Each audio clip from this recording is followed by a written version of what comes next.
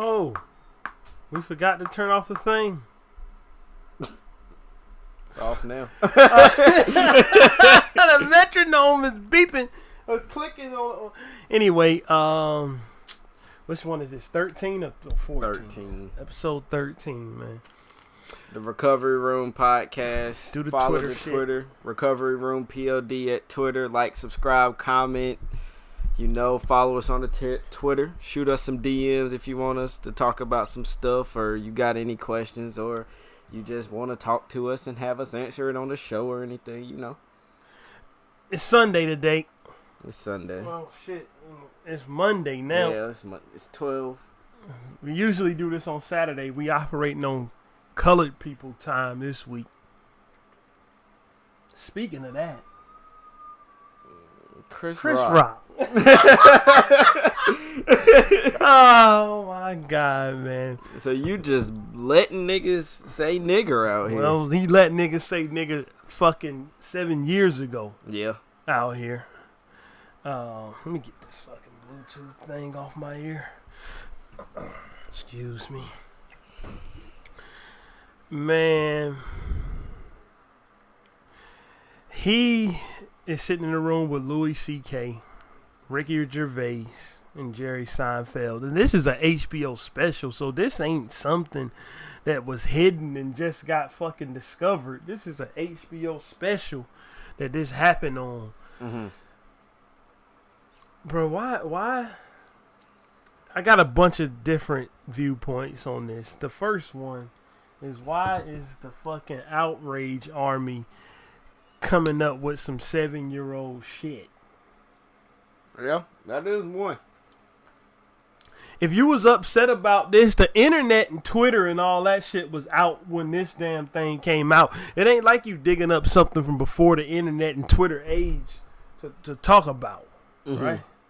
This is something that happened when you niggas could have been tweeting about it. But if you listen to that shit on the other side of it, it ain't even like this motherfucker Louis C.K. was the main culprit. Knowing what we know now about him, the degenerate that he is, he one of those motherfuckers who got swept up in the Me Too movement. Knowing what we know now about him, this is not surprising, but he was sitting there and he won't even saying nigga. He was saying nigger. He had all the inflections on that motherfucker that... I mean, but even in... See, I watched Louis C.K. stand up, and even in his stand up, he had a whole segment about the stupid cunt nigger deer. Yeah, I know he was in that. I haven't watched his stand up. I used to watch his fucking TV show, but his TV show Lucky Louie, I watched that. But he used to he said it in that video, I mean, with Chris Rock, that he say nigga on stage. He do. So again, why is there outrage now? Because the headline of what I saw, now, I haven't been on Twitter checking for this shit, or online, or wherever niggas is mad about this shit at, but the headline I saw is Chris Rock is being slammed for allowing Louis C.K. and Ricky Gervais to say nigga on his HBO special from 2011. My nigga, tell me if I'm crazy, right? When I hear white people say the word nigga, I'm not offended, right? I'm not offended when I hear it. Because, this is the simple fact why I'm not offended. Because I know that these motherfuckers is saying it behind our backs anyway. But when I hear it, I still, something click inside me to say, oh no, fuck that nigga up. What's wrong with me? Explain it, please. Because it ain't like I'm sitting up there thinking I've been done some great injustice if I hear a white person say nigga, but if I hear it, something inside me click and say, knock this motherfucker the fuck out. Mm-hmm. What's going on there? What you think it is? I mean, I feel the same way. I never really had that situation happen to me where someone of a different color said the N-word around me, like a white person. Yeah, I mean, I'm not talking about my fucking Hispanics or, to me, even my fucking Asians. That's different. I'm talking about white people. Or saying nigga. Like, I say with my Hispanic people, I say nigga back and forth with them all the time. And it's just like I'm talking to another black person. Mm-hmm. To me. But I mean, Louis C.K. is Mexican too. But the nigga, look, he also is white. He's only Mexican. He a fucking ginger, bro. He about the least Mexican you can find on earth. He might have been. I know that he actually is Mexican, but he looked like he was just born while his parents was on a fucking Mexican vacation, and they called him a Mexican because he was born in a Mexican hospital. That's what he looked like. But I know he got Mexican actual blood running through his veins, but. That's not the point here, because I said I'm not offended. I'm not offended because I ain't one of them niggas that's looking to be outraged, but still something in. Do you think is in our genetics to want to fuck up a white person for saying nigga? Genetics? I don't know, but maybe a little. I mean, because we descended from slaves who got degraded with that fucking word on a day-to-day, day-in and day-out basis. And then not even after slavery was gone, we was still, nigga, not even second or third, fourth-class citizens. We was declared fourth-class citizens by these motherfuckers. And that word was used even then, while people was being lynched, while people was being killed over lies, like Emmett Till was. Do you think it's just in our DNA somewhere that if we hear that come out of a white person's mouth, people that something inside of you is clicking that you must serve justice? I mean, I usually want to kick a nigga's ass when I hear that. Or a white person's ass. And I ain't gonna say nigga's ass, because I mean, me and my niggas share the word on the daily, but yeah, it made me want to fuck somebody up. Bro, you be saying some of the funniest shit. Make me want to kick a nigga's ass. Man. But back to the conversation that we having about this Chris Rock. Well, I want to get your perspective on it. Just watching that video, how did you feel about it? Me? Yeah. I feel like being the only nigga in that room, he should have shut it down himself. Jerry Seinfeld shouldn't have had to damn bring light to the situation and say, why the fuck you niggas saying that, basically. You feel me? I feel like Chris Rock should have, even if they with that, I believe. Was Chris Rock cooning? He was cooning. That's what I'm asking. Dave Chappelle would have shut that shit down. That's what I'm asking you. He was cooning. You should have just came out and said he was cooning like a motherfucker. Was he cooning? He was cooning. Was Chris Rock retroactively in 2011 cooning it up? He was definitely cooning it up. Because that back then, Louis C.K. was on top of shit when it came to stand up. Mm-hmm. My nigga. I don't know if Louis C.K. I don't know if he big in the black demographic. He did. I don't know if he big in our demographic. I don't know if a lot of black people is into his shit. He did, he wrote Undercover Brother. He wrote a lot of this shit. Right. But I like, no, don't get me wrong. I like Louis C.K. I like his show. I even fucked with his stand-up. I just don't, I mean, I heard him say nigger in his stand-up before with the stupid cunt nigga deer and all of that. So, I don't know. But Louis C.K. been going through a lot of shit lately. He can't catch a fucking break. Fuck that. Fuck him and fuck that. I don't got no pity on Louis C.K. situation. Whatever he brought upon himself, he brought upon himself. Mm-hmm. Fuck that shit. I mean, fuck that. That nigga can't catch a fucking break, bro. No. It's a different thing where you can't catch a break. A motherfucker who got fired from his job because, or not fired, a motherfucker who got laid off because his job can't afford to pay him, and next thing you know, his light bill is on the final notice. Next thing you know, his fucking rent is on eviction. That's somebody who can't catch a break. A motherfucker who's sexually harassing is somebody who broke himself. Fuck that. Like, fuck that nigga. Like, shit, bro. I ain't even gonna get into what I was about to say, but anyway. What were you about to say? No, can't say it. Or not? Can't say it. Cannot say that. K ain't blameless out here. This nigga's out here sexually harassing. This nigga Louis C.K. is fucking crazy. Bruh, he one of those motherfuckers, right? Just don't give a fuck about anything. It ain't that. That's one. It's the power of this Hollywood shit. Mm-hmm. Louis C.K. was a nigga who had the power to make and break fucking careers out there. When you get that up there in that fucking space, you somebody who think you can't be stopped, and you somebody that's untouchable. Dame Dash was like that. Mm-hmm. Dame Dash. When Rockefeller was on top of shit and Rockefeller was running rap, my nigga, Dame Dash felt like he could bully his way through any situation, and that he was untouchable. I mean, because that's how he got Jay-Z on. Niggas didn't want Jay-Z.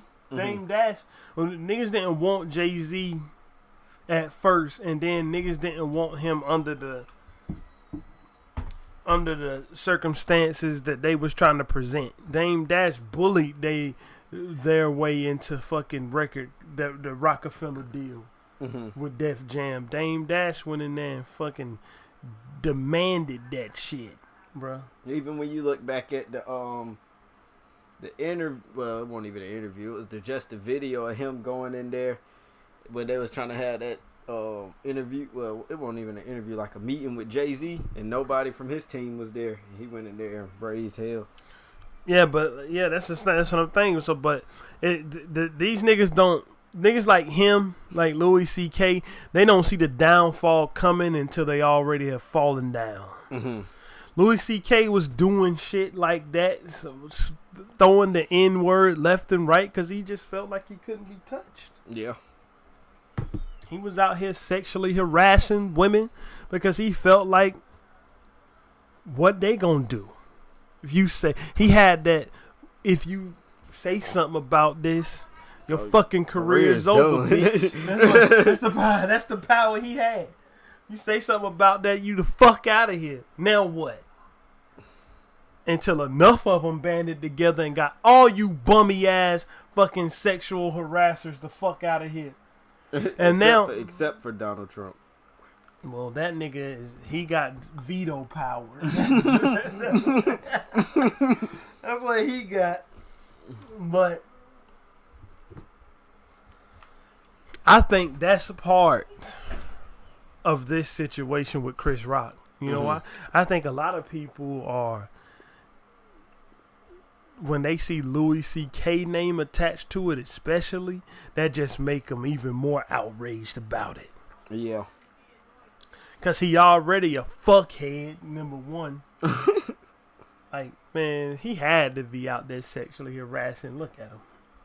Fuck it. What was he going to do to get some pussy if he wasn't wielding that Hollywood power? I mean, no homo. I mean, fuck it, though. I don't give a fuck. Nigga, you wasn't out here buying that pussy with your looks. Hold on a sec.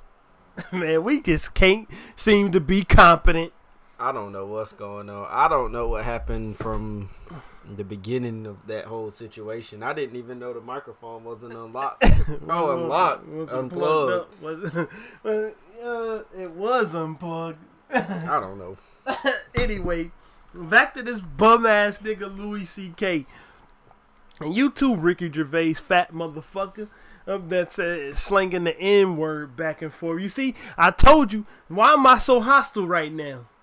Why am I so hostile when I just said this shit don't offend me? Because that my genetics is kicking in and they want to punch these two fuckwads in the face for saying that shit, man. Do you want to go in on Chris Rock? Man, get him. I just think he's being a coon right now. I mean, you thought being a coon 7 years ago. 7 years ago, he was being a coon. And if he I'm pretty sure he's probably still with that same coonery now. He's not even one of my favorite comedians, so I don't know. I just don't think he's that funny. This begs the question. What? I don't want to shit on Chris Rock work, man. He put in that work, right? He did, but I don't think he that funny either, bro. To be told, but that ain't. Was Chris Rock smiling and grinning with them motherfuckers right then and there? Was that a glimpse behind the scenes of what's going on in this? Do niggas have to smile and grin and fucking kowtow to these punk ass motherfuckers and listen at them say bullshit like that to keep themselves afloat in the type of industry that they in the Hollywood industry? I believe so, because, I mean, if you look at that video and you see how after Louis C.K. so you calling me a nigger? And he goes, yeah, you're the whitest, blackest, niggerest nigger I know. Like, you know what he was saying? Like, yeah, bro. It's and then you see Jerry Seinfeld looking like... Jerry Seinfeld is Jewish. Yeah. Right? And if Jewish people is one of those groups of people, they oppression didn't last nearly the amount of time that black people's oppression lasted, but Jewish people was one of those people, with those groups of people who had a giant fucking event happen to them that was racially motivated. Mm-hmm. They was being exterminated left and right. So I'm not surprised that Jerry Seinfeld won't having that shit. Yeah. Well, I'm not surprised. And like that was the maddest I ever seen Jerry Seinfeld. And like Jerry Seinfeld is a nigga who I don't associate with anger, bro. I associate him with fucking airplane food jokes. And a show that I don't get. Bro, I don't understand why Seinfeld is funny to so many people. I just don't get it. But it is. Yeah. These motherfuckers are sitting in there, man. If anything, Chris Rock, you should have been trying to pony up to Jerry. Shit, Jerry Seinfeld had more money than all you motherfuckers put together. For real. That's what he got. Jerry Seinfeld got a 30-year-old TV show that's still in syndication. That's what he got. None of you niggas got that kind of shit. Who was sitting in there talking this dumb shit. I know Chris Rock is a legendary comedian, but I just don't understand why that shit right there was found to be funny. It wasn't funny to me. No, it wasn't funny to me either. It's just a bunch of motherfuckers sitting around talking shit like no camera was there. But a camera was. And I'm not in the outrage army about this. I'm just looking at this shit from an objective standpoint of what happened. Like, I'm not one of those people that's trying to rile up a bunch of other people to be mad about it. It's some shit that happened. It's over and it's over. It's been over for 7 years. Like, it's a HBO special. This ain't some hidden conversation somebody recorded. This is some shit that was played on national TV. Yeah. So, I just don't, I don't understand the motivation behind continuing the conversation beyond the point where it should have been continued at, if you ask me. But that's them. It just looked like something that Chris Rock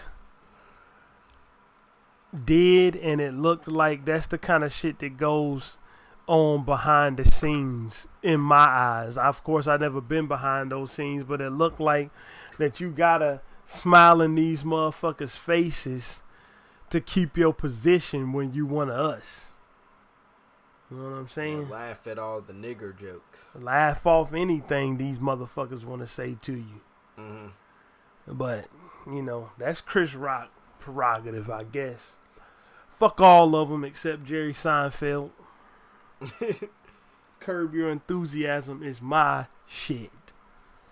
The rest of it, fuck it. You then know we got at this point in the show, we started talking about the Migos and Bone Thugs and Harmony situation. But then we started talking about shit that's more interesting. So you gonna hear that and not the other bullshit that I just mentioned. Anyway, what was you gonna talk about next? 6ix9ine. This is gonna be short. Bro. No one cares about him now. That's what I'm saying, bro. Like, he ain't the only thing that's been in the headlines about him that I done seen recently is about some old video footage of how he reacted to being shot at his video shoot. Nigga, how would you react to being shot at? And why is it ironic or what? Is it crazy? Like, these motherfuckers was just, do you care? And these motherfuckers was just using you as a buffoon to laugh at because you got paid handsomely off of it. But now nobody is his jail shit was hot for a minute. Nobody is giving a fuck now about him. Nobody is talking about his case or nothing. Yeah, that is true. Like, kind of like that nigga just fell off the face of the earth for a little bit. What you think about it? You was more in tune with him than I was. I guess shit. Well, it's all fine and dandy when you out here making a fool of yourself and people is looking at you and you talking about it, but when your ass fall off, you just fell off. I think if he got out right now, no one would be checking for him. If he got out right now, not right now, but he ain't gonna be able to come back and make no music. Like, if he got out right now, yeah, people will be checking for him. But if he had to sit down for like 4 or 5 years, I think his fucking rap career is fucking kaput, nigga. Nobody's gonna listen to no 6ix9ine. And I don't think that shit. If he get out of this case somehow, because niggas clearly don't care about snitches. Whatever he do to get out of it, if he get out of it soon, of course he can pick right up where he left off. But if that nigga get tied up in that system for years, I think he's finished with rap. I just think it's crazy that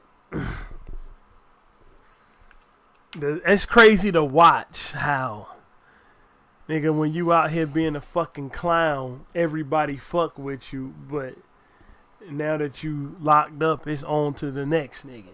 Mm-hmm. Right? That's all I had to say about him.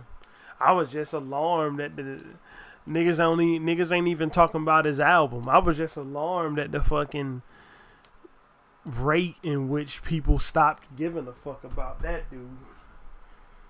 Alright? Kanye West anoints Cuban Too Short with GOAT titles. Get him, man. Fuck that. Get this nigga, man. I mean, I don't think Kanye West. Why does Kanye West have to tell people that they GOATs? Why you going so soft on? Why are they looking at this nigga like he's some, like you some great? And I mean, you don't get me wrong, you was that nigga, but nobody got it. You ain't got to speak up to nobody, nigga. You ain't that good. I think Speaking up the niggas who was before him did that. Bruh, Kanye West, my nigga, like, do you not understand who the fuck you talking about? You not understand that Too Short carried a whole fucking sound onto the map? The Bay Area, the explosion of Bay Area music started with him, fucker.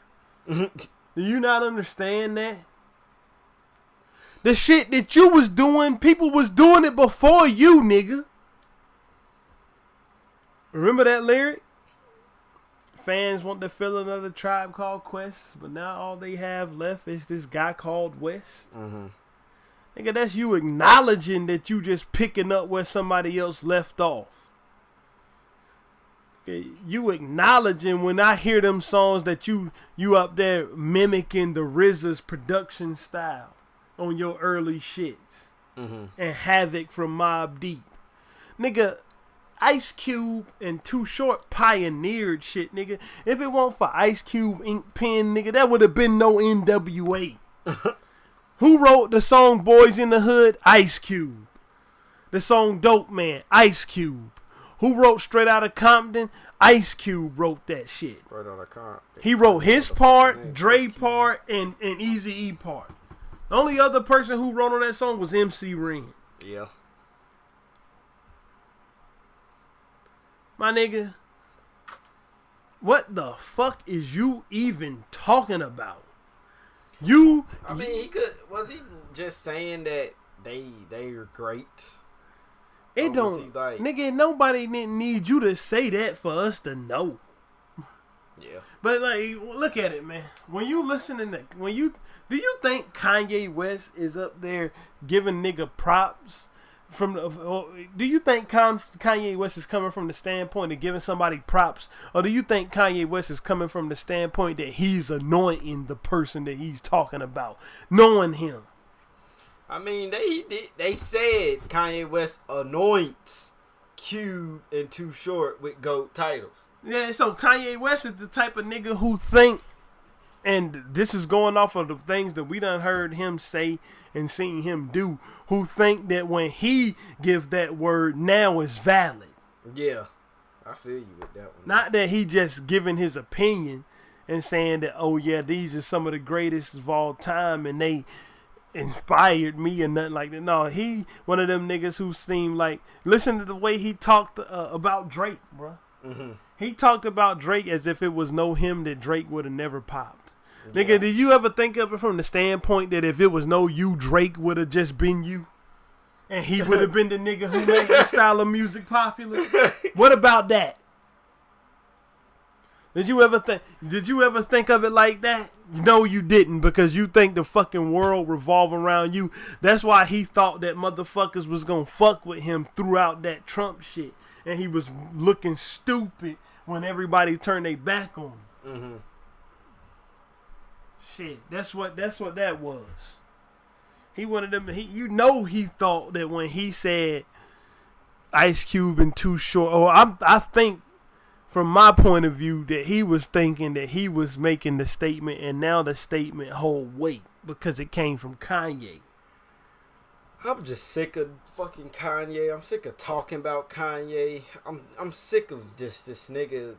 I'm sick of everything that has to do with Kanye. He can take Yandy and take it and fucking shove it up his ass and never fucking release it. I forgot about Kanye West. Fuck Kim Kardashian. Fuck all of them.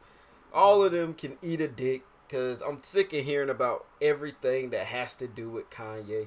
I kind of wish we could ban Kanye's anything that has to do with Kanye. I kind of wish every time we say it on the show we get a bleep, so I wouldn't have to say this nigga. That's what I'm gonna start doing. Every time bleep is gonna be mentioned in the show, I'm gonna say that, because we can't. I'm sick of saying bleep's name. He who shall not be named. Yes, that's what they call. That's what they call Hassan Whiteside on the Dan Le Batard show. He who shall not be named. I can't talk about bleep anymore. Nigga, bruh, you just... don't know. That's the dictionary definition. If you go into Merriam-Webster, open up the dictionary and look up this word, because I'm sure this word is in there. The word nigga who don't know when to shut the fuck up. Go into that section of the dictionary. You see his fucking picture next to it. You will see his fucking picture next to nigga who don't know when to shut the fuck up. He really don't. Like, bro. If he literally just stopped talking, somebody needs to take this nigga's phone and tell him, just do the music. Yeah. Don't quit tweeting. Yeah. Quit. Nobody needs to know your personal life. Take your medicine. If you even own medicine. If you even own medicine, and do music. Make beats. Write rhymes. And everything Make does. Make beats and then have the 50 other people that you have writing the songs write the rhymes.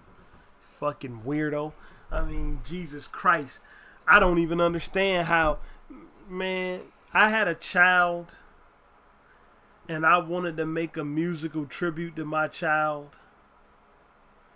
I'm sure the woman who I would have that child with would fucking execute me on the spot if I had some other man write a musical tribute from my point of view to my daughter.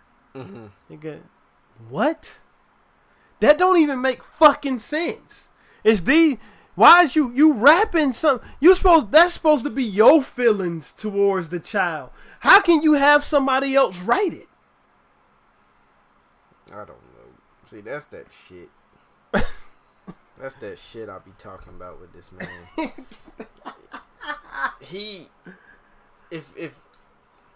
If these good music niggas was really this man's friend, they would sit up here. And I know Push ain't saying nothing because Kanye the one who keep the checks rolling.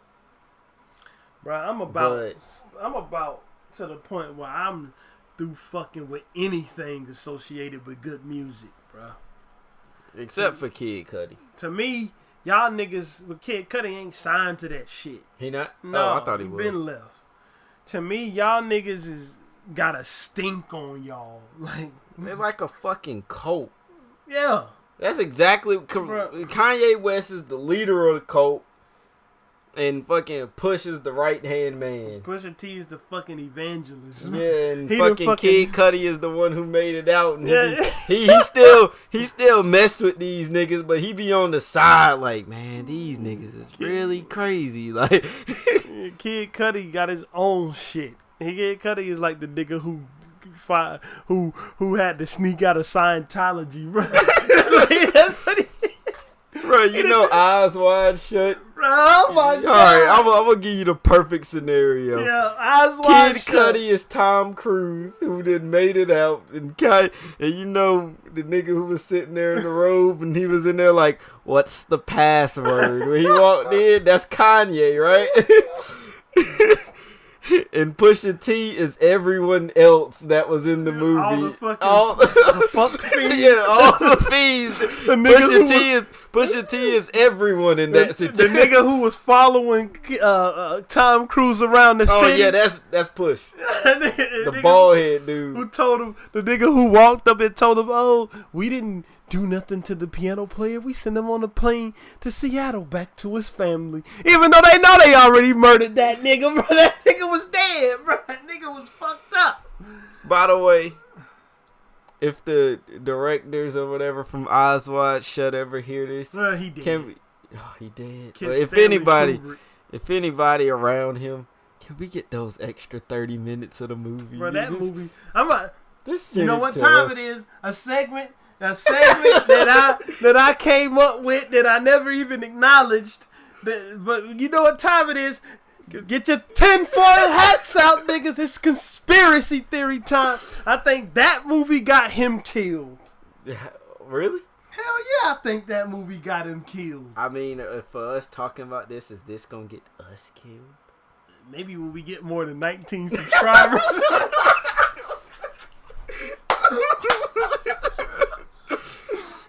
Alright.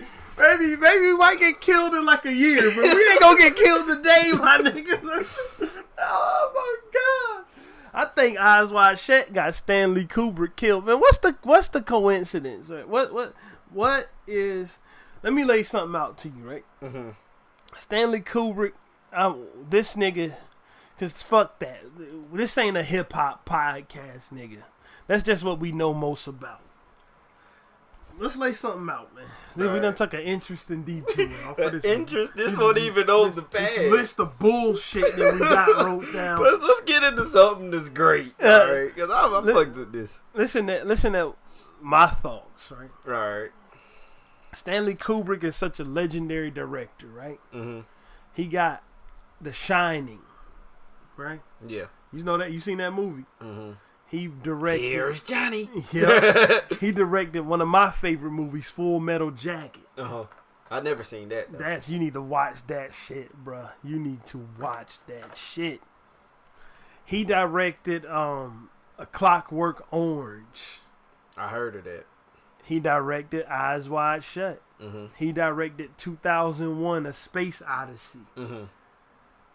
A legendary director. He had something that few motherfuckers in Hollywood get. It's something called Final Cut. Yeah. Know what that is? What's that? Final Cut is when you, the director, got complete creative control over the movie. Mm-hmm. Right? That means that instead of usually when a director finishes a movie, they send it back to the studio. The studio cut it up into what we see. Yeah. And that's why you get DVDs of uncut versions. Like, with deleted scenes. Yeah, like, because they'll take a movie can be meant to be rated R or rated whatever. And to make it not be rated R, the studio cut it down to make it be PG-13. Then on the DVD, you get an uncut version with the original rated R version up there. Stanley Kubrick had final cut of his movie. He had final cut of Eyes Wide Shut. Mm-hmm. I think he was putting out. Look at Eyes Wide Shut. You can look at the symbolism that's in that movie, and just think about the explosion of fuckery that came out of Hollywood just a year ago. This is a movie that he made in 1998. Yeah. Think about it. The nigga got so real with it that the Tom Cruise and Nicole Kidman, is that chick name? Google time. Another segment because we don't know shit. Anyway, Eyes Wide Shut. It was Nicole Kidman, right? Yeah. Them motherfuckers was really married. And they was really going through marital problems at the time the movie was being shot. Mm-hmm. Right? That's how real he got with it. Look at the movie. If you see the movie, look at the weird old sex cult bullshit that's happening in the upper echelon of society in the universe of that movie. You think that kind of shit wasn't going on in Hollywood back then? We don't know what the fuck that he put in that movie that we never saw. Yeah. Right, and right before that movie, I want to know what the scene was, cause right before that movie came out, he died. So let me. And then Warner Brothers got they fucking hands on it, and they made a cut because they claimed that it wasn't finished. It was two different claims. It was one claim that it wasn't finished, and there was another claim that it would have got an X rating if they didn't cut it. So that's how they cut it. So I'm wondering, why would it have gotten that X rating? Bruh, it ain't no. That's all lies, nigga. I don't believe none of that shit. I don't believe that it wasn't finished. And if it would have got an X rating or an NC-17, who cares? Mm-hmm. Right? I think that whatever was being shown off in that movie was some shit them niggas just didn't want nobody to see. Mm-hmm. And that full cut of that movie is laying around somewhere. We'll never see it, but niggas have seen it. He died right before that fucking movie came out. Mm-hmm. And they claimed, this is how you know they bullshitting. One of the things is that they claimed that they cut it for the X rate to make it not be rated X. And the other thing is they said they put out an unfinished version because he died before it was finished being edited. Mm-hmm. Which one is it? Did y'all put out an unfinished one, or did y'all fucking cut it? Cause that extra time is there. That extra shit is there, my nigga. That shit is somewhere. I want to see it too. Me too. We'll never get to see it, bro. But that movie, I could have, bro. That's the only movie I ever seen where I watched it and I wanted it to keep going. You understand? I was like, well, what's gonna happen next to that dude? Like, I wanted that shit. I was wishing it was real so I could go read stuff about the story like that. I wanted to see like why. Bro, I remember when you first hit me with that, bro. Have you ever seen Eyes Wide? I'm like, what? I just went up there and watched it. And I usually, because I turned it on at night. I usually turn movies on at night and I go to sleep. When I tell you, I didn't go to sleep till I was done with every credit, trying to see if I could catch me another piece of the movie or something. I was like, when I watched that movie. When I watched that movie. Yeah. And at the end, I seen that mask laying on the bed. Yeah. I was like, was his wife there? That's what I was like. Nigga, what happened? Like, I wanted to just have a film on that nigga's everyday life. And nigga, I wish I had a station on the TV that said fucking dude from Eyes Wide Shut, because I forgot his name. What's his name in the movie? He was a doctor in the movie. Let's look at it. God dang it, bro. So fucking terrible at this. Dr. William Harford. Bill Harford. I was hoping, nigga, I wish I had a Bill Harford channel where I could just watch that nigga live and see what happens to him in his fucking life. Nigga, so much crazy symbolism happened at the end of that. You could just get on YouTube and watch fucking conspiracy theories and fucking breakdowns and analysis of Eyes Wide Shut. You will be endlessly entertained by that shit. I'm going to watch it tonight. Right. But, bro, since we on this whole movie topic, and I kind of want to put a segment about movies that we like into it. Oh, what movies that we don't like the shitty-ass Avengers. I love the Avengers, so I can't go shit there. Is garbage. But I'm going to ask you something. Yeah. What you think was in the suitcase? You know what I'm talking about, too. Does Marcellus Wallace look like a bitch? Then why you try to fuck him like a bitch, huh? Huh, Brett? What do you think was in the suitcase, bro? You know what? I don't know. And I don't even care. Like, it don't even matter. That movie was set up in such an ingenious way. Pulp Fiction, just in case y'all niggas don't know. Yeah. Because it don't matter what's in the suitcase. The suitcase is inconsequential. What's in the suitcase is inconsequential to the plot. It's what you call a plot MacGuffin. Mm-hmm. A plot MacGuffin is just an item inside a story that motivates the characters to do what they're doing. Mm-hmm. Yeah, and I think Quentin Tarantino, usually a plot MacGuffin is something that's bad. Yeah. It's something that's lazy writing when it comes to a movie. I think Quentin Tarantino with that movie, he was out to just prove that he could put a MacGuffin inside a story, right? Mm-hmm. And still fucking be ingenious with it, because even half that movie don't even got shit to do with that briefcase. Yeah. Half that movie got a fucking thing to do with that briefcase. When John Travolta's character was hanging out with Marcellus Wallace's wife, mm-hmm. and she was overdosing on drugs, that ain't got nothing to do with the suitcase. When not even half the movie, most of the movie though, when the only scenes that suitcase is essential to, bro, is the beginning. It's the beginning and the end. The beginning when they went to go get it, mm-hmm. and the end when he tried to take it. When what's his name? What's that fucking dude name? Damn, man, I can't remember nobody's name. I know the guy that you talking about, though. The guy who was robbing it. Honey Bunny and Pumpkin, them two niggas. But when he was trying to take it, but he been in hella He been in so many Quentin Tarantino movies. He was in Reservoir Dogs. He was in 4 Rooms. He was in Django Unchained. Yeah. Was he in Django? No, he was in The Hateful Eight. Yeah. But I was watching some stuff on what was in the suitcase, and I heard that it was like his soul in the suitcase or something. Man, he had the Band-Aid on the back of his neck. Right, those characters. Only the people who worked on the movie know the answer to them questions, and it was in their contract that they could never tell anybody what was in that suitcase, and they could never tell anybody why he got a Band-Aid on his head. And they know. Look, Quentin Tarantino, Samuel L. Jackson is getting old. Get to making a second part to that fucking movie, brother. I want a second part where I actually figure out what's going on with that.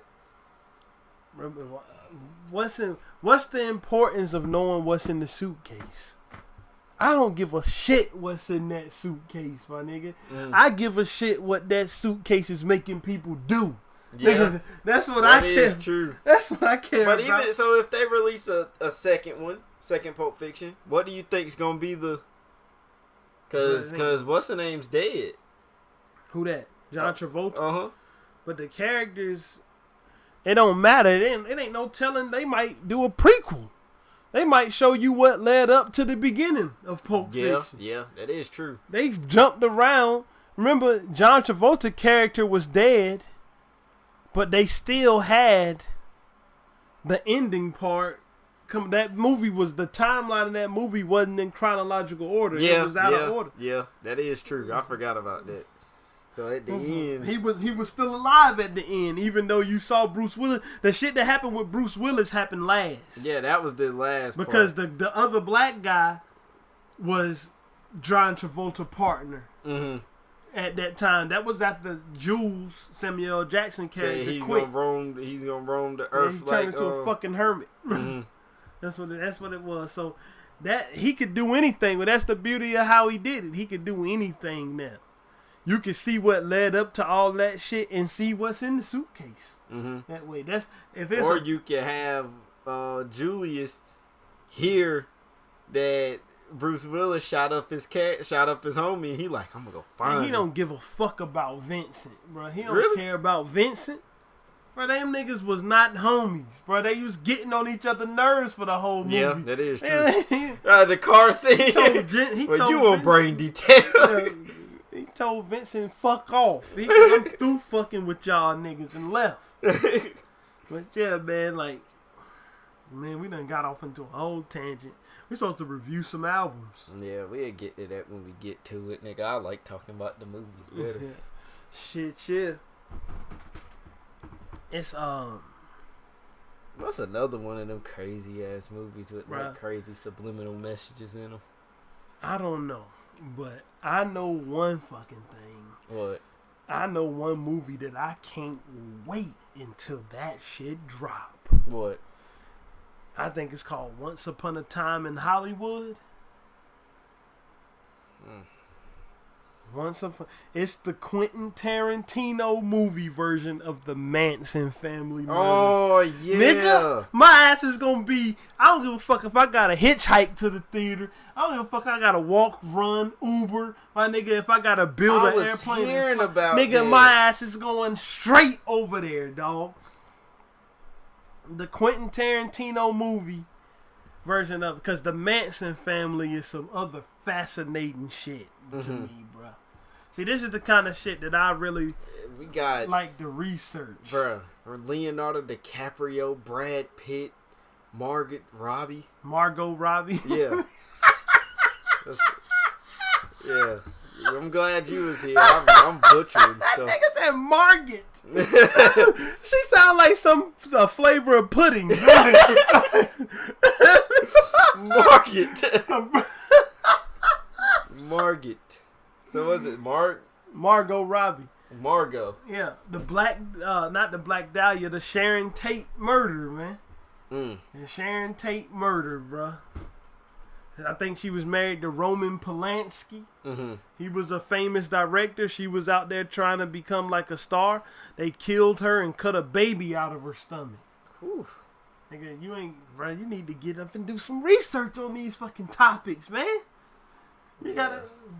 And Margot Robbie. Anyway, back to what we was talking about. That ain't important. Anyway, I can't wait to see that. Nigga, we've been going for like an hour and a half. Bro. Got off into these movies. Like, cause this is the type of shit I like. I like shit that can be analytically broken down. And that right there is gonna be a movie that can be analytically broken down. It's got. I want him to go Al into. Pacino is gonna be in it. Shit, nigga, I want him to go into the indoctrination that Charles Manson put these people through that made them so gung ho for him that he could command them to kill. Because Charles Manson, he used Beatles music to indoctrinate people. Mm-hmm. Right? He used the White Album, and he swore up and down that the song Helter Skelter was about starting a war, a race war. Mm-hmm. And he wanted to initiate that shit. Motherfucker had a damn swastika tattooed on his face. So who's gonna play Charles Manson in the movie? I don't know. Don't they got the cast down there? Rick Dalton, Leonardo DiCaprio, Cliff Booth. Yes, Brad I knew she was Pitt. gonna be Sharon Tate. Mm-hmm. I knew the Margot Robbie was gonna play Sharon Tate. That shit come out July 26th. Nigga, that right there, they can already just go in my bank account and get the money out. Nigga, I'm gonna be over there. They can just take the money. Shit, come get it, nigga. No homo. Rick Dalton. But anyway, man. Back to where we going with this next? Where we going next? I'm ready to see this fucking movie. Yeah, as am I. But where we going next? Drug addict musicians. Oh shit, we still doing that? Yeah, I mean, I ain't write all these damn This names down dude for right nothing. here is playing Charles Manson. Yeah, I don't know what he ever been in before. I don't know. He He might do good though. Shit, bruh. This is Quentin Tarantino we talking about, who got one fucking turd on his resume as far as I'm concerned, called The Hateful Eight. I can't even say that was a turd, bro. That movie was pretty good. I hated it. Didn't like it. I watched it. I liked I it. think it was because my expectations for it was so high after Django. Django was the shit. Anyway, drug addict musicians. So what you want to talk? What you want to hit on with that?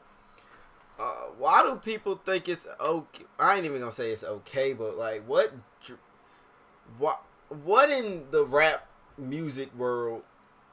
Not even rap world. I meant to say just music world in general. Yeah. Drives these people to get these addictions that kill them. Like, what is so bad in the rap music world that is just like killing these artists right now? Bro, is it that they can't cope with the fame?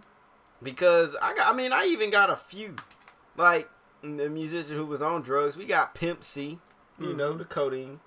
Bobby Brown. That's a cultural thing. Yeah, but I'm just saying, like, that's a cultural thing. That's that lean shit. That's a big part of the culture down there in Houston and in Texas, in the area where Pimp C was from. And then, like, well, I give Pimp C culture, but it then still Bobby killed him. Brown. Allegedly, it killed him anyway. Casey and JoJo, Kid Cudi, Flavor Flav, Mary J. Blige, Old Dirty Bastard, D'Angelo, DMX. Let me stop you.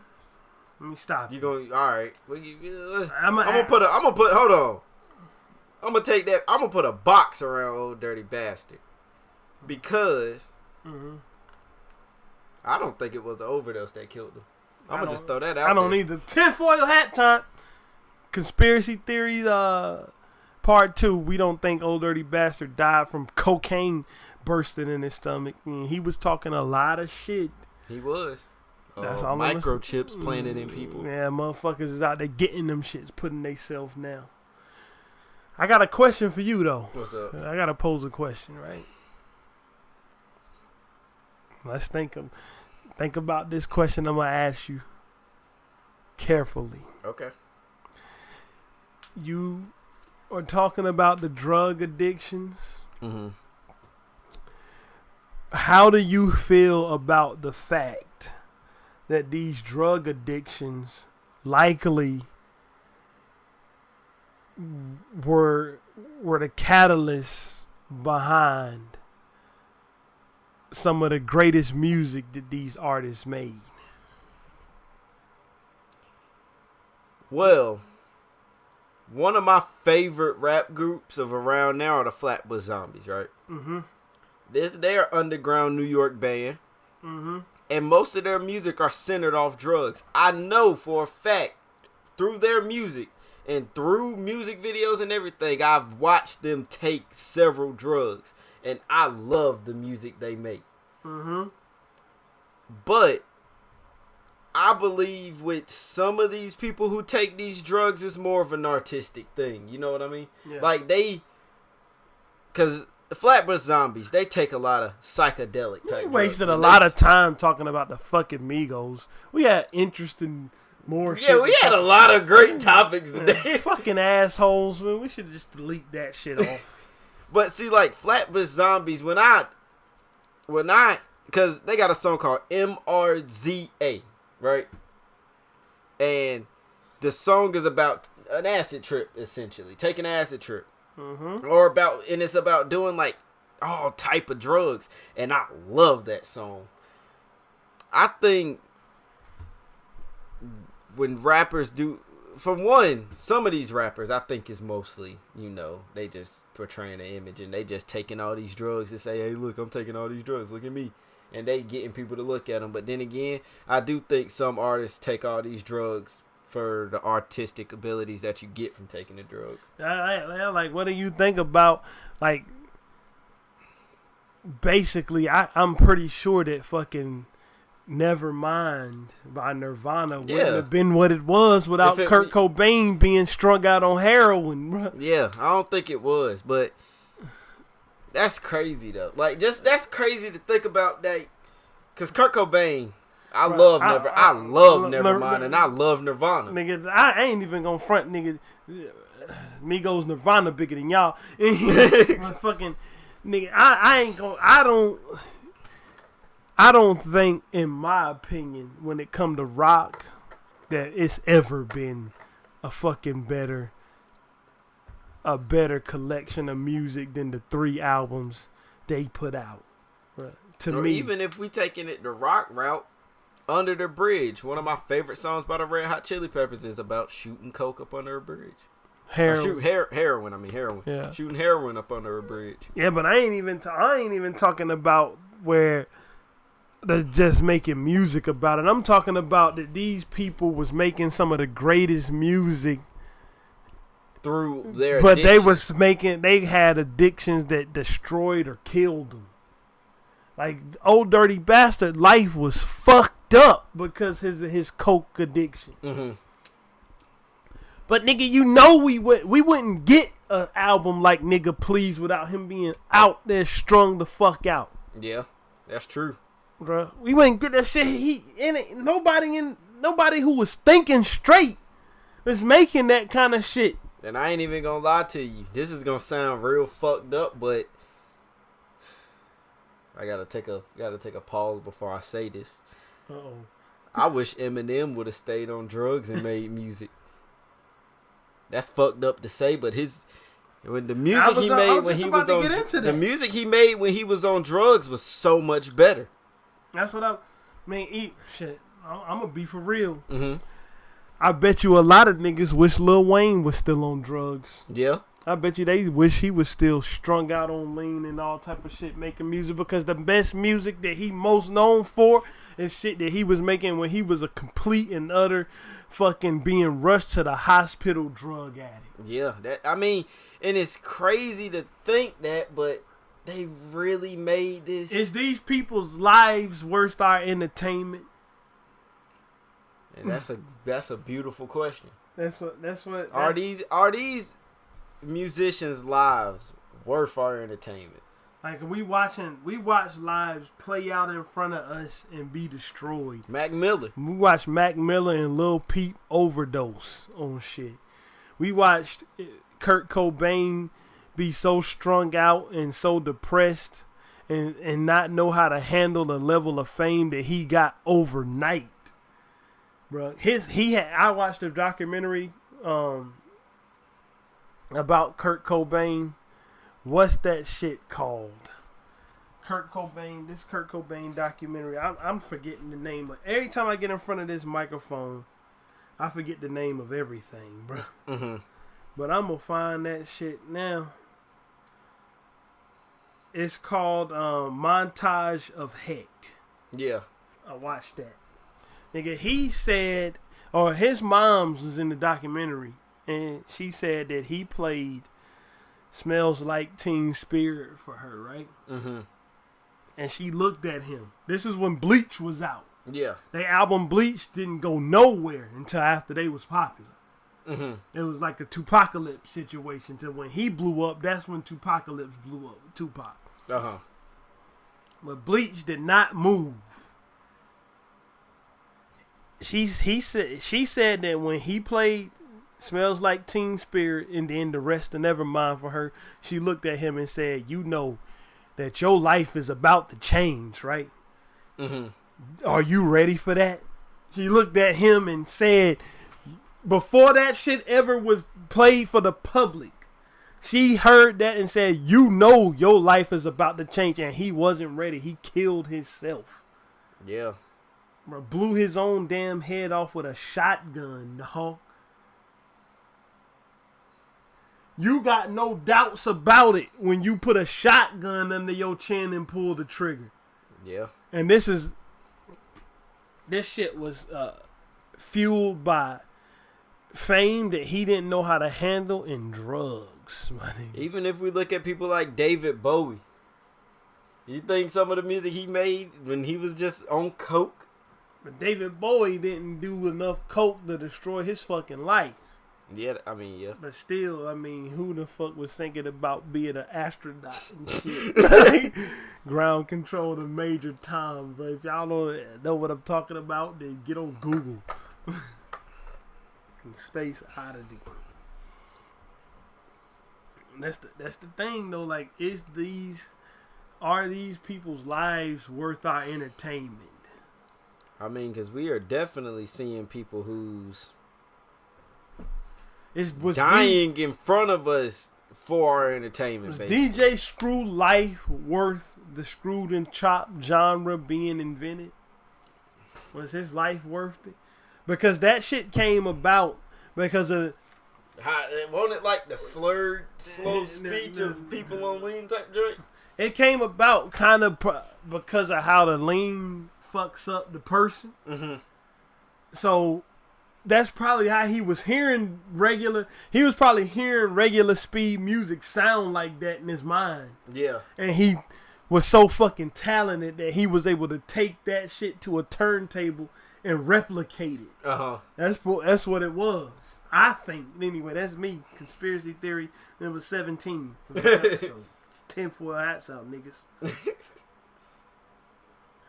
But I don't know. Is we gonna go 2 hours a day? I don't give a fuck. I mean, we got some pretty good fucking content. Yeah, we got some good content except for the first segment. We're gonna delete that shit out. We might need to, bro, cause let's go into it and just fucking record a disclaimer. We edited it for the first time. We talked about Bone Thugs and Harmony, first Amigos, but who cares? We gonna start with the Chris Rock. Why am I doing a disclaimer now? We still talking. Anyway. Let's just put the whole shit up there and just put the time stamp of where the good shit starts. Nah, I want to just get the fucking shit out of here, man. I don't want to be associated. We just mumbled along. You weren't interested. I wasn't interested. I was repeating myself over and over. Then it got real interesting, so. And then we start talking about shit that we actually care about. We gonna cut that shit out. Cut the shit. That's what we gonna do. But back to what we talking about with the drug addicts. This is probably what we should have started with. Mm-hmm. I don't know, man, because I don't I wouldn't want to, in a musical world, nigga, I wouldn't want to lose Nevermind. That's the thing. Would you trade having Nevermind or In Utero, which is their second album, or would you trade, or their third album, because Bleach is their first album, or would you trade having fucking Return to the 36 Chambers and Nigga Please? Would you trade those back in for them never to have existed to get these dudes' lives back? Well, would you trade those albums back to and for Kurt Cobain and my ears, and Old Dirty Bastard Life? So, I would never be able to hear those albums again. Right? They're gone.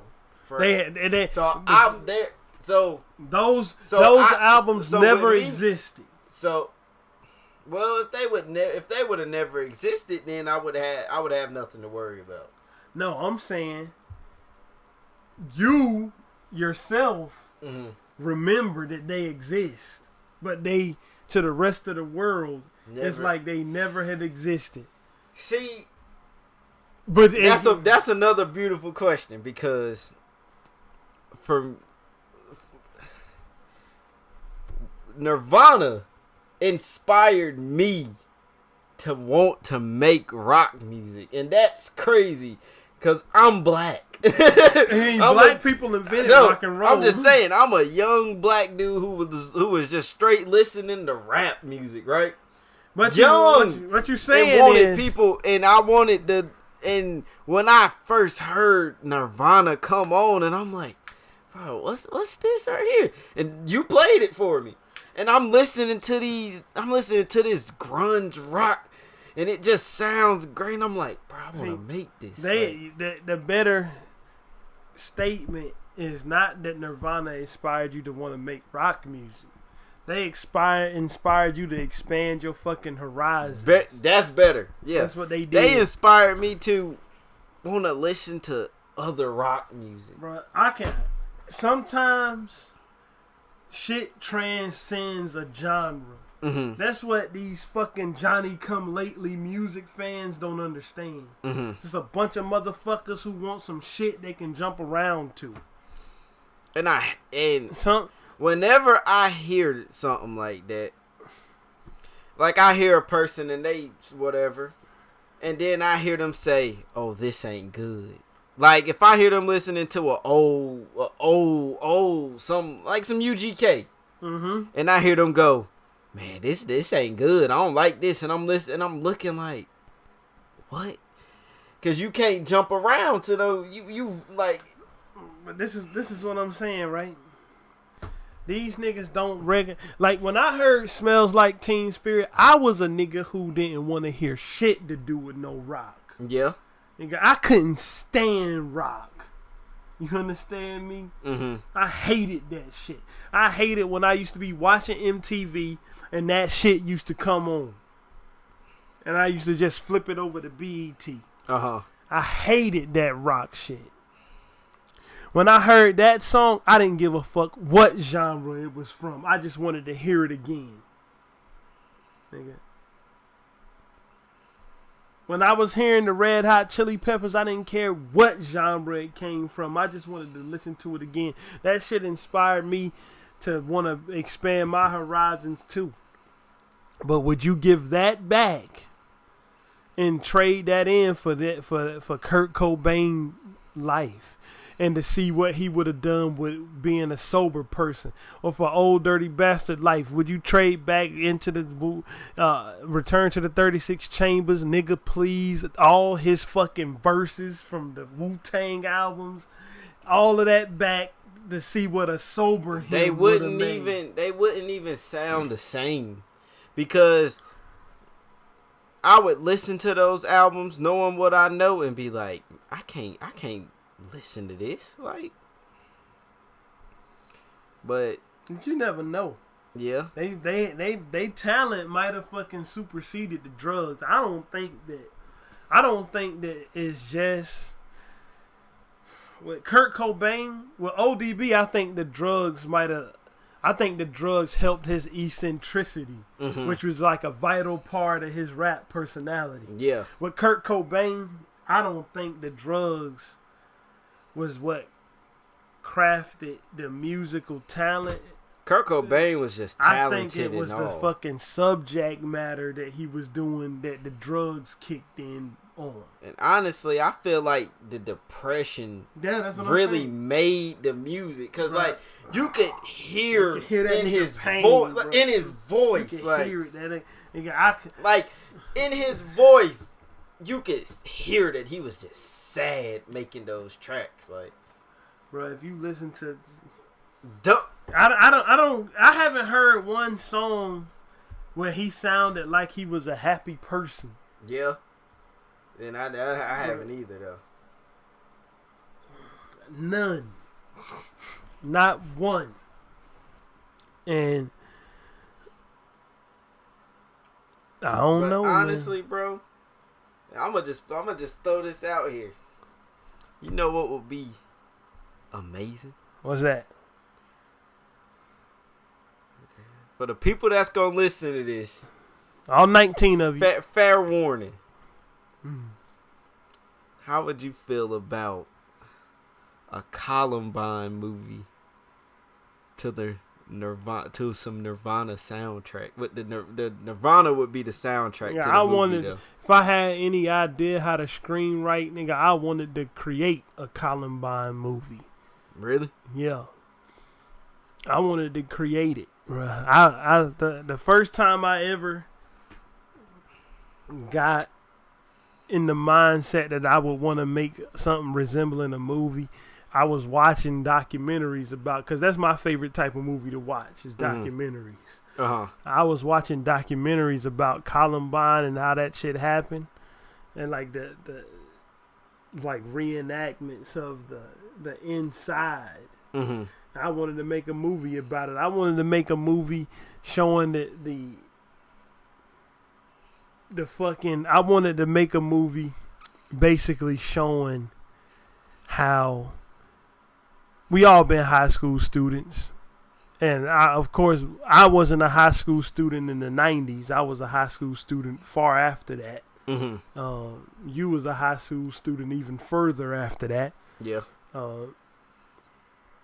I wanted to do, just thinking about it, I don't, of course, I'm not a screenwriter. I don't know what the first fucking thing about making movies, but I wanted to kind of take it from the perspective of how a normal high school day turned into what it turned into. Yeah. I wanted it to go not just be centered around the killings. I wanted it to be centered around the high school life of these students.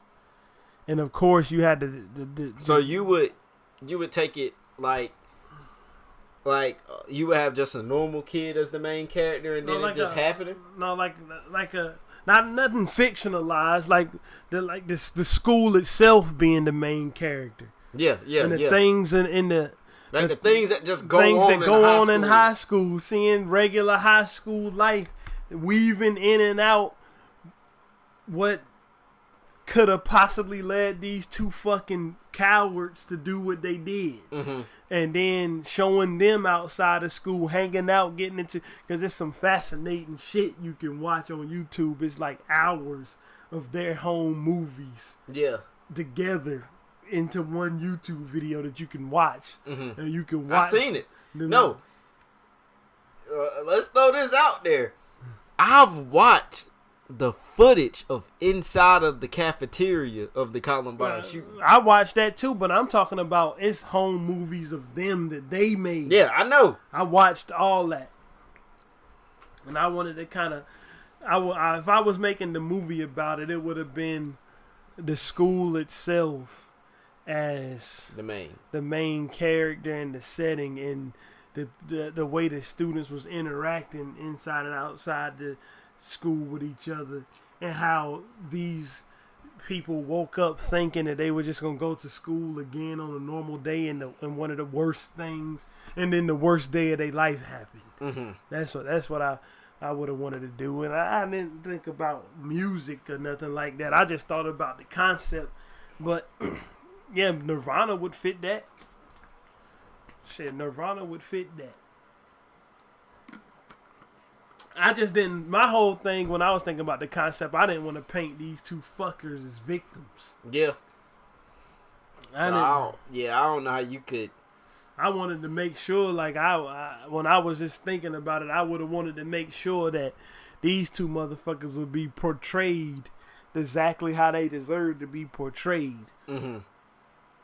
But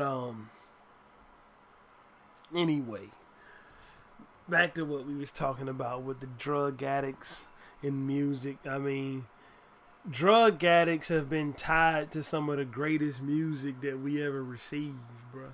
Yeah, that is so true though. Like DMX was on crack. Yeah, he was on like crack. And like it ain't ODB. I remember when the Wu-Tang Forever album release party had happened. Mm-hmm. They got a live concert.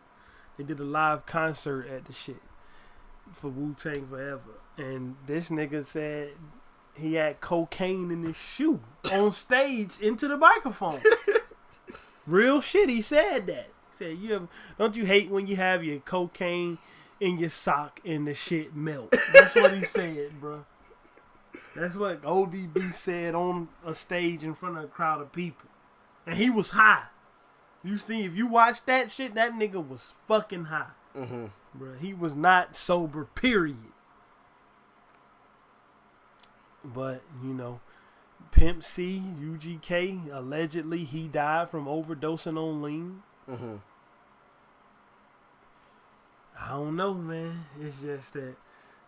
It's crazy to think about it, because now I'm like, would I trade for would I trade hearing these musicians? Would I trade their lives for their music? I think that. Because I'm wondering, could I? Because some of these people who have died made some of my favorite music. I think a lot of people wouldn't. Truth be told, I think a lot of people wouldn't. Mm-hmm. But that's just how I look at it. That's how we look at it, man. I didn't even want to get into these clown ass motherfuckers rapping about taking lean, rapping about popping pills. That's all.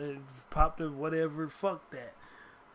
I want to talk about niggas who was making real legendary music that was on drugs. So, but we got any more topics, or is it review time? It's review time, but you want to go first? You want to do 21 first? 21 the fucking GOAT. Come on, man. It's 21 the GOAT. Stop it. 21 the GOAT. 21 Savage. I'm greater. I am greater. Dumb motherfuckers who don't know how to read basic math symbols. It's not I am, I was. It's not I am _ I was. I am greater than I was. Did you niggas not pay attention in fucking elementary school? Obviously not, because I hear a lot of people. I am, I was. I am, I was. Nigga, y'all high. Alright, go ahead. Your thoughts on the album. I think the album was pretty good. I like my few tracks that I like from it was, I'm trying not to play it. I like a lot the very first song. I like A&T. That's a redo of a 3 6 Mafia song. I think it's a Project Pat song to be exact. I like A&T just because it got my school's letters in it. I like 4L with Young Nudie, Letter to My Mama. I like Monster. He put Childish Gambino on it. Yep. I like Good Day. Can't Leave Without It. I like All My Friends with Post Malone. I like the Lil Baby and Gunna song. You don't like Post Malone, so I'm not even expecting that. I ain't gonna say I dislike him. I haven't heard, but I only heard 2 songs by Post Malone, just really? Rockstar and White Iverson. Oh. So I can't say I dislike it. I like Post Malone though. I thought I give it a. You should definitely listen to this out of 10. I mean, I can listen to every song on this album and not skip a thing. That's why I like it so much. I mean, it was not a bad album. Yeah, I like this album too, man. I like 21 Savage with it. I like his fucking quips. Mm-hmm. And then he brought Whispering 21 back. Yeah, he brought Whispering 21 Whispering back. 21 is that new nigga. I like his fucking quips that he make, man. What's a couple of them? I can't see when I want to think of these shits off the top of the head. They ain't coming to me off the top of the head. Nigga said, hold on a second. I gotta. Niggas switching sides, they gonna die in the middle. No, that's off of. He said no. Nigga, pick a side. Malcolm might die in the middle. Something like that. I like the one. I like the little funny one-liners that make. The nigga is fucking hilarious. When he was whispering, the lipo saying, line, the liposuction joint. When he was whispering, said, "I need one Glock. Nas need one mic." That's it. But 21 Savage, the thing about him is that I don't expect. I'm always surprised by the wittiness of the fucking raps, because I don't be expecting that shit to come. Like even back on the Meek Mill song when he said he wish he rapped in the 90s because there's 2K shit full of weirdos. Yeah. Like I didn't see something like that coming. Like and I like when I'm laughing at 21 Savage, I'm laughing because the shit is funny in a good way. I'm not laughing at him like I was laughing at Kid Cudi's Speed Bullet to Hell album.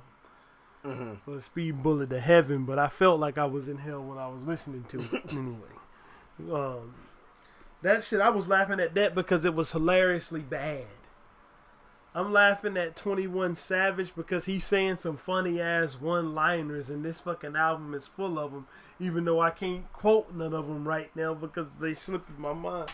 I'm gonna fucking Bluetooth that. Let me see if I can hear a couple. And the reason I like 21 Savage music so much because I watched some interviews with 21 Savage and he is literally just a normal nigga. Like he's just a normal street nigga. Like nigga from the street. So whenever I hear this nigga rap and I'm hearing shit that he really did, like when I hear him talk about robbing niggas, I really associate 21 Savage with really robbing niggas. Man, I like this nigga ad-libs too. Them shits is funny. God. He said, I put a Bible, I'll never snitch on my bros. I put my hand on my Bible. I put my hands on the Bible and I'm still gonna lie. And then right after that, he said, on God. What? Oh God. 21. All these tennis chains look like I'm in a tennis game. Y'all niggas wearing gold ropes. You're broke. That was the ad lib. Like the shit like that is what I just love hearing on this fucking album.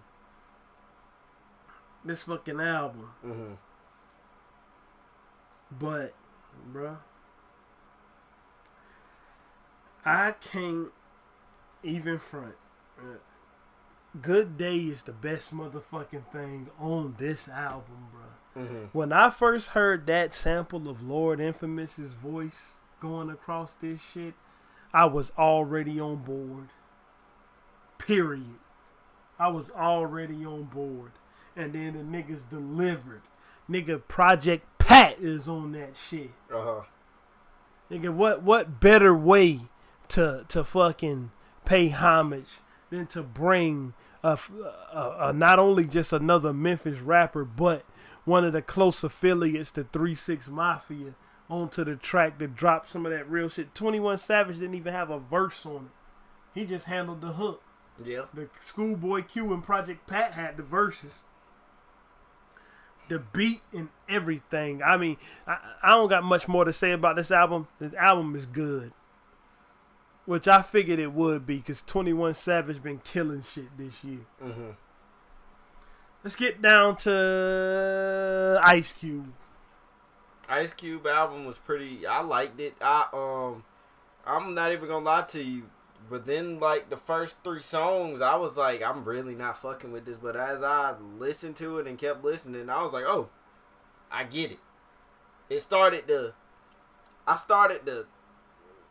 My ears started getting the feel of the music basically. So I was like, all right, I like it. Some of my tracks off that. Let me look. Go ahead. I wasn't even ready. Yeah. I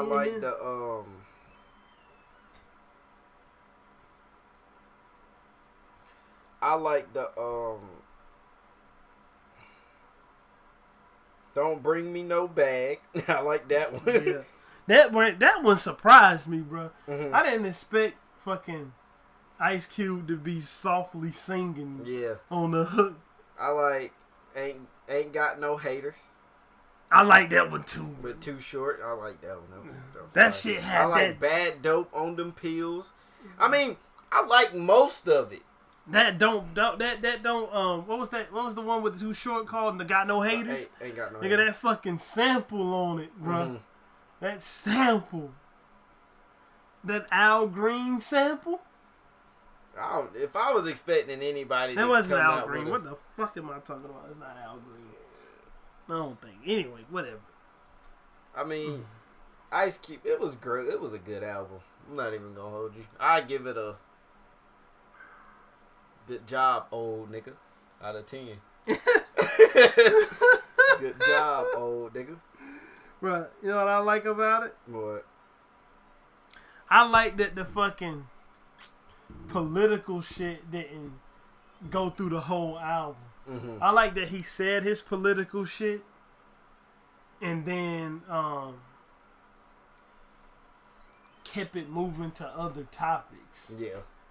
Bruh, when I was listening to this shit, bruh, as soon as I heard Chase Down the Bully, nigga, I was on board.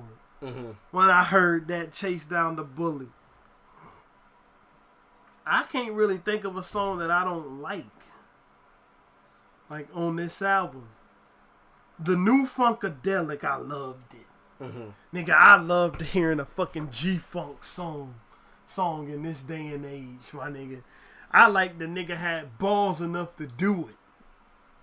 You know what I mean? I mean, what can they really say to Ice Cube at this point? I mean, nobody they can't say nothing shit to to anything. him. They can't say anything to this man. So, he can do whatever the fuck he want. Honestly, if we really being honest, Ice Cube can literally do whatever he wants. Yeah, he can, but I'm like, excuse me, I'm just like up here like. In this day and age, this nigga is rapping and sounding like he sounded in the 90s, bro. Like, nigga, the Are We There Yet movies didn't take none of this nigga edge off when it comes to rap. Uh-huh. Right? And then, what I like about the album is that when you, number one, he had the balls to talk shit about the Illuminati.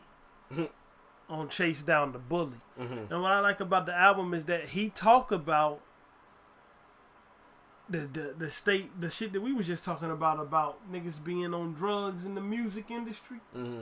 And some of the bad parts of the music industry, but he acknowledged his fucking part in helping create some of the fuckery that's going on in the music industry. Because, I mean, Ice Cube ushered in the shit that we hearing now. Yeah. It was him. It was Dr. Dre producing it and Ice Cube was writing it. Mm-hmm. Without Ice Cube, NWA wouldn't have been shit. Anybody who think otherwise don't know what they're talking about. Right? That shit is what got that his work is what got this shit on the map. Right? It's just crazy to hear Ice Cube make a song like Don't Bring Me No Bag and then think about the song Dope Man from NWA. That is true. Dope Man is one of my favorite joints though. And if you happen to die because of your drug, I'm putting in your culo. It's like crazy. It's crazy to hear a nigga grow up to where he was callous about not giving a fuck about, at least music wise, callous about not giving a fuck about nobody's feelings or what's happening to you. So now trying to sound like he trying to steer niggas down a different path. And he's still on his America's Most Wanted and death certificate shit, coming at Donald Trump motherfucking neck. I just think that I was just surprised at how fucking good the album was. When I got a rapper like this coming out in this day and age, I always think, man, don't try to come out sounding like these fucking teenagers just rapping. That's what I was scared for. I was scared I was gonna hear some Migos flow in there. You know what I mean? Yeah. But let's segue into the Method Man album, because even though I like the Method Man album too, this is one of the problems I got with the Method Man album, right? One of the problems with the Method Man album is that it was a couple songs on there that it devolved into trying to sound like modern rap. Yeah. And then the same way with the Ghostface album, some of them features just could have got the fuck out of here. The Method Man, the Ice Cube album, we didn't even say the name of it. No, it was Everything's Corrupt with an A, nigga. Everything's corrupt. Method Man's album, Meth Lab 2, Meth Lab Season 2, The Lithium. Right? I like the fact that it was laid out like a TV show. The fucking interludes was funny. Especially that torture interlude. You remember the torture interlude from the Wu-Tang album where they was like, I fucking put a clothes hanger on a stove like a half hour. Remember that shit? Yeah. Nigga, the one where they had on this album with a rusty screwdriver. This nigga had a Jewish dude at the top, so I fucking fuck with your credit score. And niggas was like, no. That's too. What? You can't do that. I fucking go on your DVR and delete some shows. Nigga, I was laughing in the kitchen listening to this shit. I fucking then he said some shit about murdering somebody. I'll choke your fucking tongue out, punch you in the face, and it's like, oh, that's alright. Just don't fuck with the credit score. But can we get to the star of this fucking show? Number one, the features that should have been there, like the Raekwon feature on the second track. Yeah. The fucking Redman, that motherfucker, whoa. Redman is a beast. He always been a beast, though. I was listening to some old Redman a few days ago, honestly. Boy, Redman said some shit on this fucking album that you gotta have some balls to say. Let me get to the lyrics. Say something. Bruh. Hold on. Did you look at the time that we have been doing this, bro? Remember we deleting the other shit out. Yeah. I looked at it. An hour and 50 minutes. Bruh. Hold on. Has that always been fucking there? No, I just put that there. I was about to say, look. I literally just put that there. I was about to feel like the biggest fucking idiot on earth. No, I literally just put that there. I probably should keep that there. I just realized it was there a few days ago, honestly. I was like clicking through and I was like, oh shit, I can put the time up there. Anyway, Redman said, hold on, bro. I'm a high roller. Hold on a second. Yeah. Keep well, talking. we all about to say we got hella shit. So I mean, we've been doing this shit for a minute. This shit long. I kind of wish we would have got into the good shit already before we would have started talking about fucking the Migos. That's so the what beauty. What did we start off with? We started off with the Migos. That's the we beauty. started off with Chris Rock. We started off with the Chris Rock. Well, we can just delete the Migos out of there wherever they're at. We can delete them. You can delete that part out. I can't find the fucking lyric, man. Oh yeah, I write that nigga Redman said I write the crack that'll bring back Lamar Odom. Oh my god. That's what Lamar Odom was in fucking the hospital fucked up off of them drugs. Redman said that. I write the crack that'll bring back Lamar Odom. Oh bruh, my god. And the Wildcats joint, bruh. Redman is a beast though. Like the features that Method Man had, like one thing I cannot fucking let pass is that he even, bruh. I always say don't touch classic songs. Don't fuck with classic songs. And Redman went and made a remix, quote unquote, to PLO style. Yeah, I saw that. Bruh, that song was not good, number one. And it shouldn't even be associated with the original. If you're gonna make a new PLO style, get the original niggas who was on the first one. Yeah.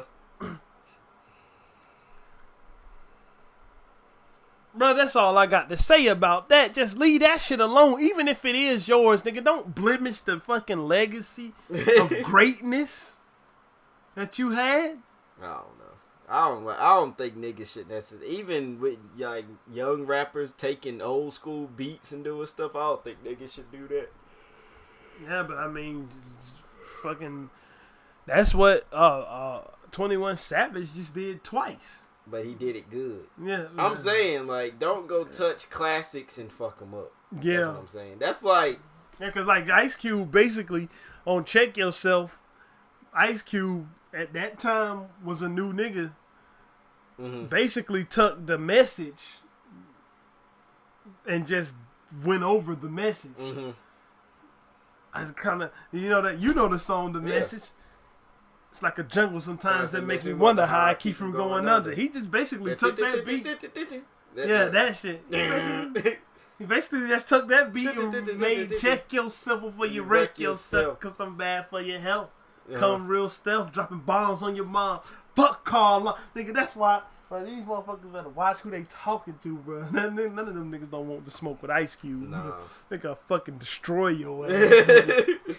Nigga will fucking destroy you. Ask Nelly, do you want smoke with old niggas? Ask him what KRS-One did. Nelly? And Nelly, KRS-One ripped that motherfucker. Dang. Because Nelly did it on his whack ass song. Here I go on the Nelly rant. On his whack ass song, bro. I am number one. I fucking hate that song. You understand me? I hate it. But Nelly got one undeniable fucking smash classic, and that's Country Grammar. The song, not the album. Yeah. Going down, down, baby. That's the Street number one. Baby. He said he said he's sick of hearing niggas talk about that real hip hop. Half of the time it be them niggas who fucking album flop. That's what Nelly said. And that was like a KRS-One shot. KRS-One fucking destroyed him. Did you not see? You never had heard The Bridge Is Over? Did you? Yeah, I heard The Bridge Is Over. I'm talking about Nelly. Oh, I was about to say. I know you lived in St. Louis, but I don't think he heard it. The Bridge Is Over. KRS-One destroyed everybody. He barked up it and got knocked the fuck off. But anyway, back to this Method Man shit. Like Method Man, like the one thing about him, bro, as much as Wu-Tang is my favorite group, the one thing about Method Man is that his fucking solo discography is on the weaker side when it comes to them. Except to Cal, that shit is fucking out there in the stratosphere somewhere. That shit is crazy. But I gotta say that Method Man. Say the beef for the cow, but milking the soul. That's on Wu-Tang album. I'm just saying. Now, when you was just talking about it, I had to throw that bar. How many people? I know that went over a lot of people's heads. Nigga, hold on.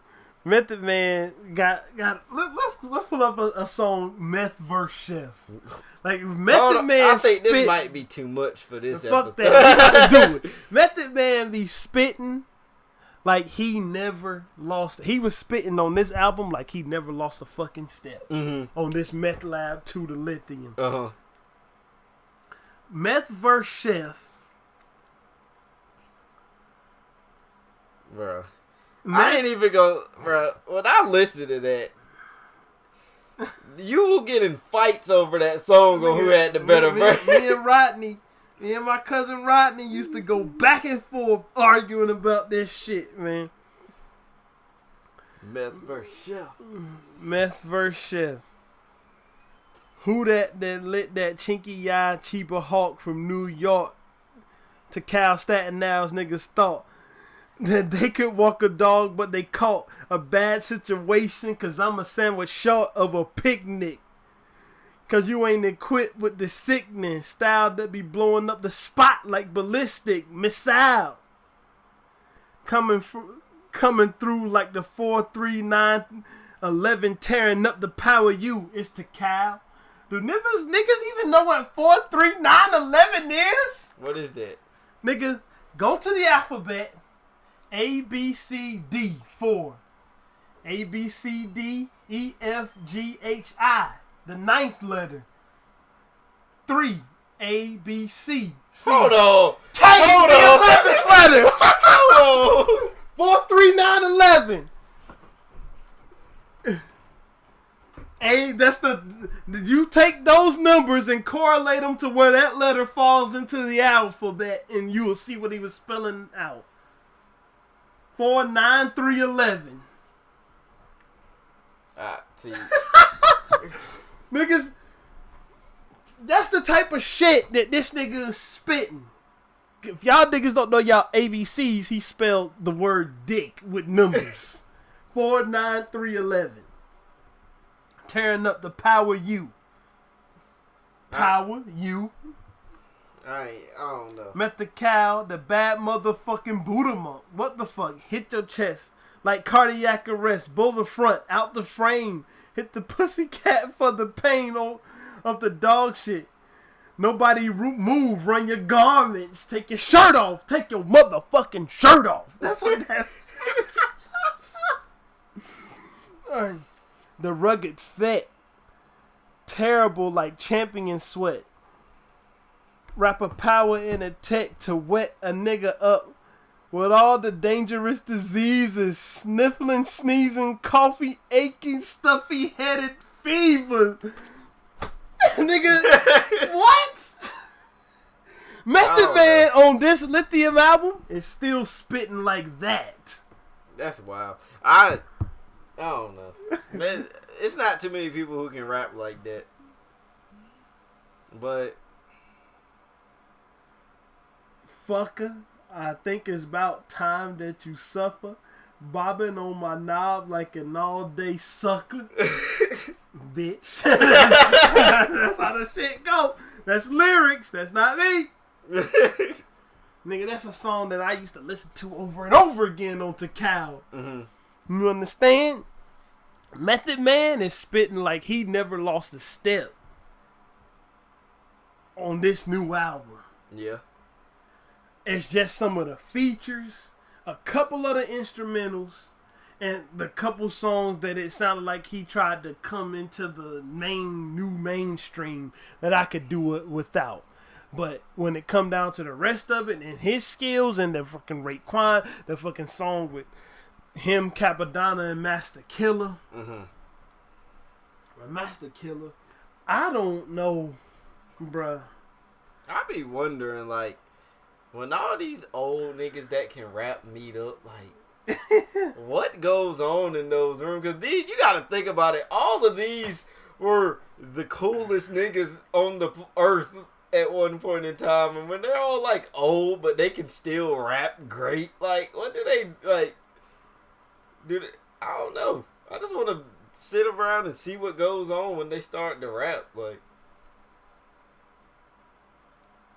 Method Man was like the coolest nigga on the planet at one point in time. Like, what does he do as an old man except for being in movies and shit? Like, niggas in movies now. Yeah, he's still making albums. Making albums too.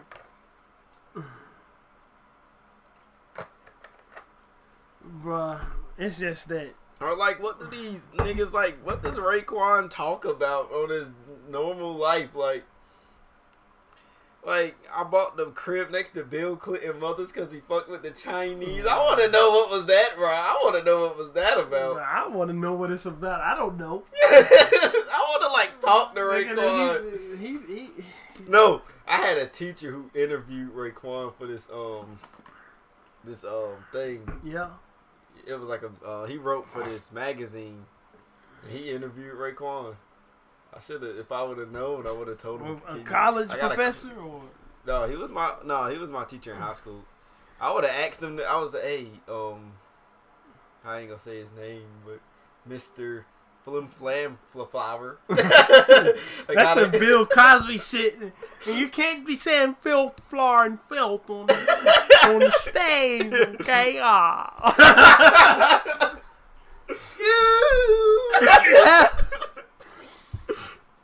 You need to clean up your shower. You know who I wish I could bring back? Who that? I'd trade Chris Rock for him, too. Richard Pryor? Yes. Give me back Richard. You can't be giving niggas souls away. I'll trade you. Just let me get Rich back for me. Let me get Rich back. That motherfucker, I said suck my. That's what Eddie Murphy told him. Richard Pryor told him. Really? Yeah. You ever watch Eddie Murphy Delirious? Or what is it, Delirious? No, Raw. Raw is the one where he was told the Bill Cosby story. Mm-hmm. Bill Cosby called him up and told him that he can't be saying filth, floor, and filth on stage. That's a true story, too. Uh-huh. But yeah. And Richard Pryor said what? Tell that motherfucker that he said suck his dick. And tell Bill to have a motherfucking Coke and a smile and shut the fuck up. I can see Richard Pryor saying exactly that. Exactly that. Richard Pryor was one of the funniest people We've just been all over the place today. Method Man new album is good too. Old niggas is still doing it. Ice Cube and Method Man, I give them a these niggas still got it out of 10. Now what? Can we get Richard Pryor? What do we do now? I trade you Chris Rock and Louis C.K. Richard Pryor might send Louis C.K. fucking back. This all you gonna give for me? Fuck out of here. I'm staying where I'm at. Fuck you. That's what he. That's what he. What next? Maybe it's just time that we shut the fuck up. Bye.